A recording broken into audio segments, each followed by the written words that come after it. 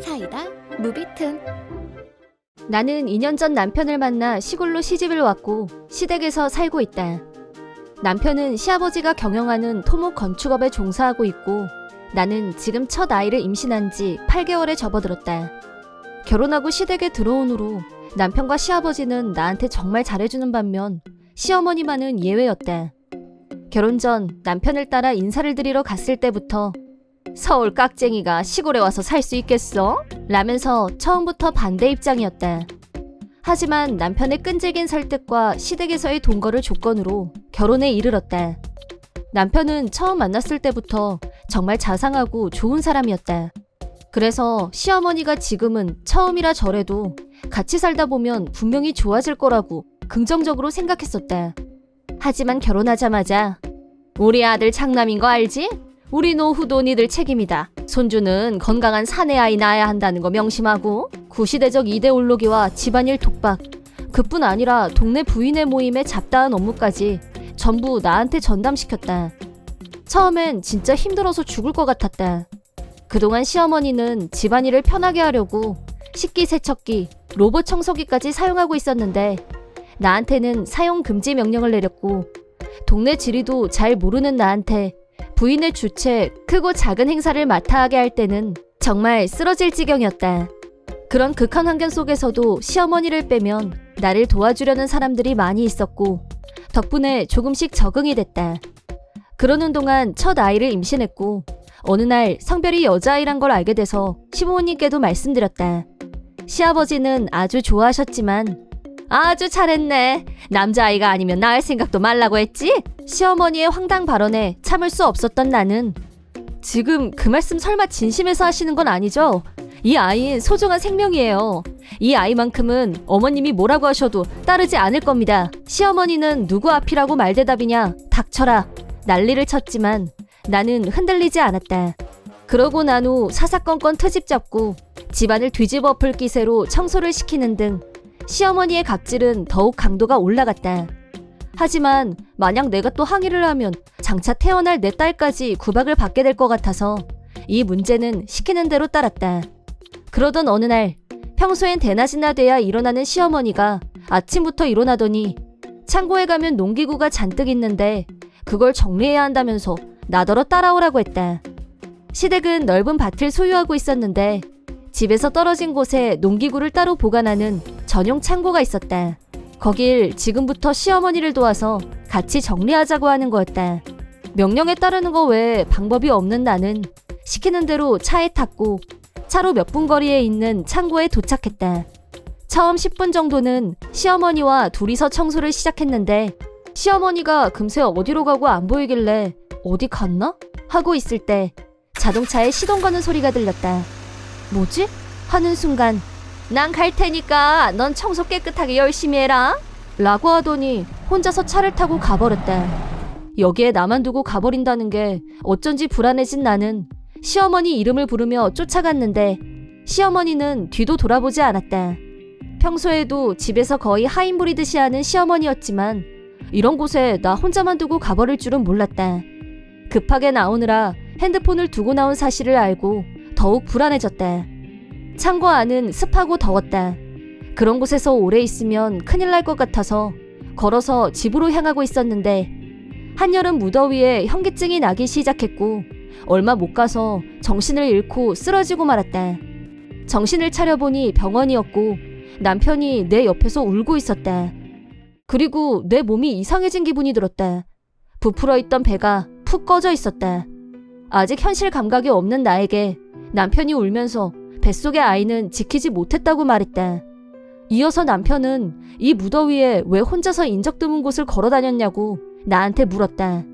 남편 말로는 아침부터 내가 보이지 않아서 셋이서 나를 찾아다녔다는 거였다. 그러다 시어머니가 밭으로 가는 길목에서 쓰러져 있는 나를 발견한 거라고 했다. 뒤에 있던 시어머니가 왜 그 더운데 혼자 걸어 다녔어? 뱃속의 애를 생각해서라도 그러면 안 되지 라면서 눈물까지 보였다. 그 순간 눈에 피가 솟구치는 기분이 들었다. 저 여자가 지금 뭐라는 거야? 거기까지 끌고 가서 혼자 내빼고 결국 이 아이를 죽게 만든 사람이 누군데? 가슴은 분노로 들끓었지만 그런다고 아이가 다시 돌아오는 것도 아니고 눈물만 흘렀고 슬픔이 목에 메어와 말을 할 수가 없었다.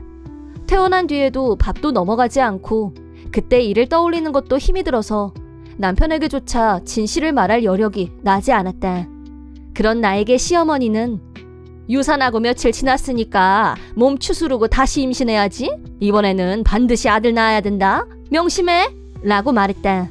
아이를 잃은 지 겨우 며칠이 지났을 뿐인데 필요 없는 애를 제거하는 데 성공했으니 다음 아이를 임신하라는 오더를 내리는 시어머니에게 반드시 대가를 치르게 하리라 다짐했다. 그리고 침대에서 박차고 일어났다. 그날은 지난번 사고를 생각나게 할 만큼 찜통더위였고 열사병 주의보까지 발생한 상태였다. 남자들은 출근하고 없었지만 시어머니는 나에게 집안일을 몽땅 몰아놓고 본인은 에어컨 빵빵하게 틀어놓은 방에서 편안히 낮잠 중이었다. 나는 밧줄을 갖고 가서 이불채로 둘둘 말아서 묶었다. 중간에 시어머니가 잠에서 깨어났지만 내 힘을 이기지 못했다. 나는 밧줄에 묶인 시어머니를 마당으로 끌고 나갔다. 이미 이혼까지 각오한 나는 남편에게 전화를 걸어서 시어머니에게 우리 아기가 당한 것과 똑같이 해줄 거라고 알렸다. 그러자 남편은 당황한 기색이 역력했지만 침착하라고 말했다.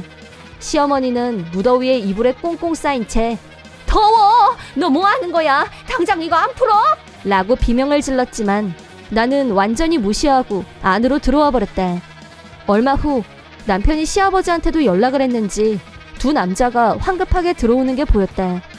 뙤약볕에 마당에 끌려 나와 있는 시어머니를 발견한 후 기겁을 하면서 두 사람이 같이 밧줄을 풀어서 시어머니를 빼냈다.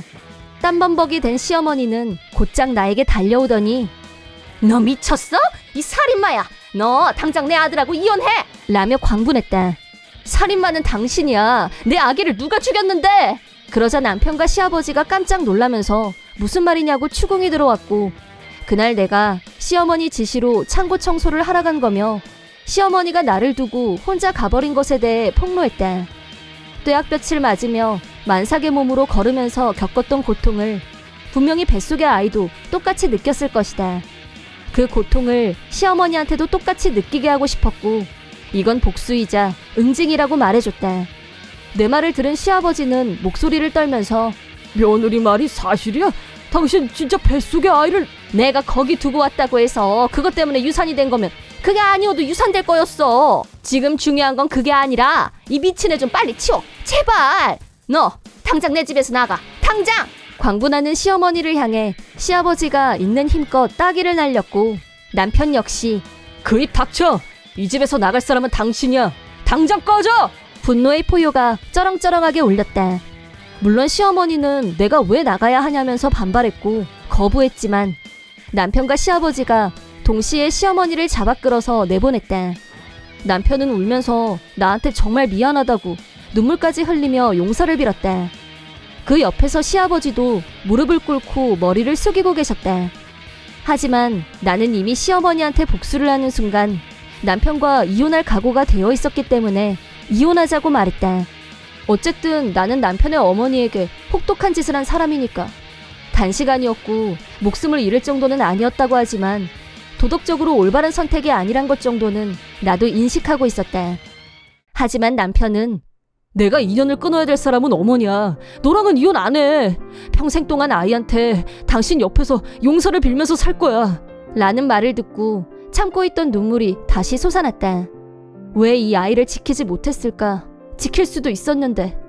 죄책감과 숱한 후회마저도 시어머니에 대한 복수심에만 집중하면서 생각하지 않으려고 했었다. 남편은 나한테 계속 미안하다고 했고 당장 시댁에서 이사부터 하자고 했다. 시어머니는 여전히 집 앞에서 소란을 피우고 있었는데 시아버지가 당신이 무슨 짓을 저질렀는지 동네방네 다 소문내는 꼴 보고 싶지 않으면 꺼지라고 말하자 마지못해 어디론가 사라졌다. 얼마 후 우리는 시아버지의 도움을 받아서 새 아파트로 이사를 마쳤다.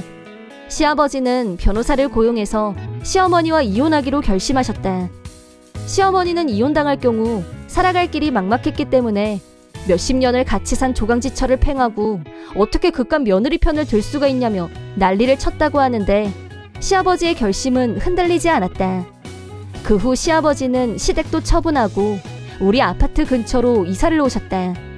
이유는 시어머니가 집에 찾아오는 걸 원천적으로 피하기 위해서였다. 시어머니는 가족도 집도 돈도 모든 것을 다 잃었다. 당장 잘 곳도 없다면서 남편과 시아버지한테 계속 연락을 해왔지만 시아버지가 밀어붙여서 이혼이 성립된 이상 남남이었고 찾아올 때마다 경찰에 신고했다. 시어머니에겐 희망이 없었다. 결국 불황자 신세가 돼서 지금은 공원이나 역 근처를 배회하면서 떠돌고 있다고 한다. 그 정도로 시어머니에게는 약한 벌이라는 생각이 들지만 앞으로 남은 인생, 살아있는 모든 순간 후회하고 고통받으면서 보내길 바랄 뿐이다. 이번 영상은 어떠셨나요? 재밌게 보셨다면 구독, 좋아요에 댓글까지 달아주시면 감사하겠습니다. 그럼 다음 영상에서 만나요.